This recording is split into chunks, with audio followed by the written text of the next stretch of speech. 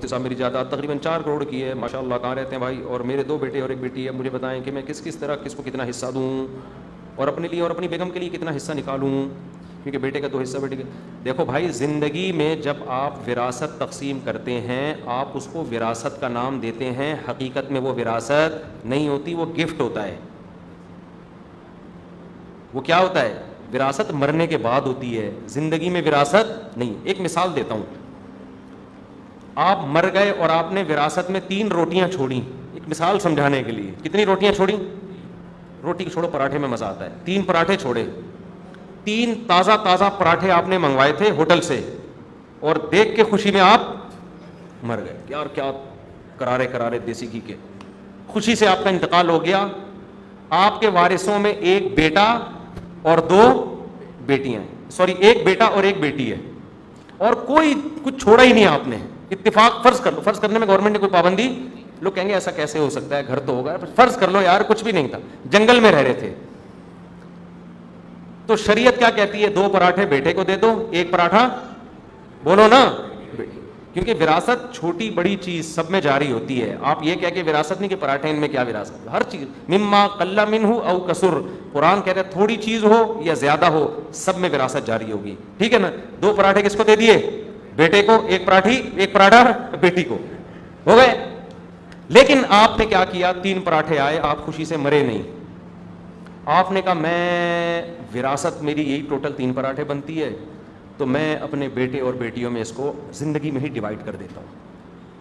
آپ نے بیٹے کو 2 پراٹھے دیے, بیٹی کو 1. بیٹی کو غصہ آئے گا کہ نہیں آئے گا؟ بولو. بولے گا ابا جتنا پیٹ میرا ہے اتنا ہی اس کا ہے, جتنی بھوک مجھے لگ رہی ہے اتنی ہی. ایسے موقع پہ یہ عمل ظلم کہلائے گا. کبھی زندگی میں دیکھا ماں باپ بیٹے کو زیادہ کھلا رہے ہوں اور بیٹی کو کم؟ ظلم ہے کہ نہیں ہے؟ زندگی میں جو آپ دیں گے نام آپ اس کو وراثت کا دیں, لیکن شریعت اس کو وراثت نہیں کہتی, اس کو گفٹ کہتی ہے.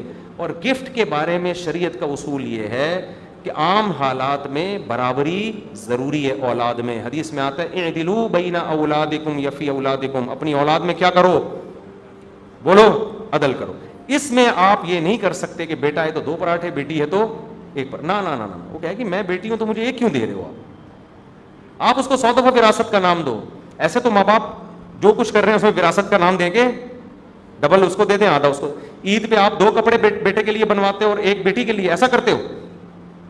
بولو نا کیا ہو گیا بھائی. عید پہ اس کے لیے بھی گھر میں 1 اور اس کے لیے بھی گھر میں 1, اگر 2 بن رہے ہیں تو اس کے لیے بھی 2, اس کے لیے بھی 2.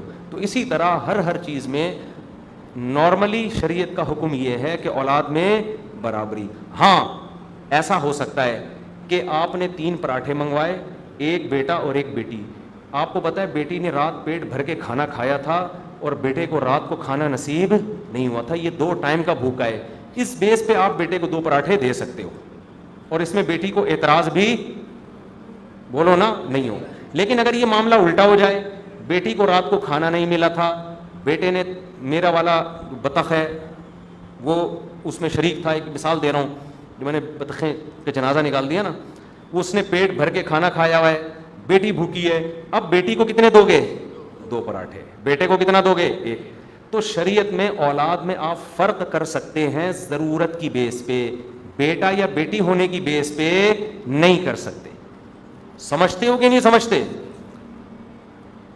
ایک تو اس بیس پہ, دوسرا دینداری کی بیس پہ بھی کر سکتے ہو کہ اگر میں نے اس کو زیادہ پیسے دے دیے یہ شراب کباب میں اڑائے گا, نالائق ہے, یہ بیٹا نیک ہے, اس کو دے دیے تو یہ فرما بردار ہے, نیک آدمی ہے.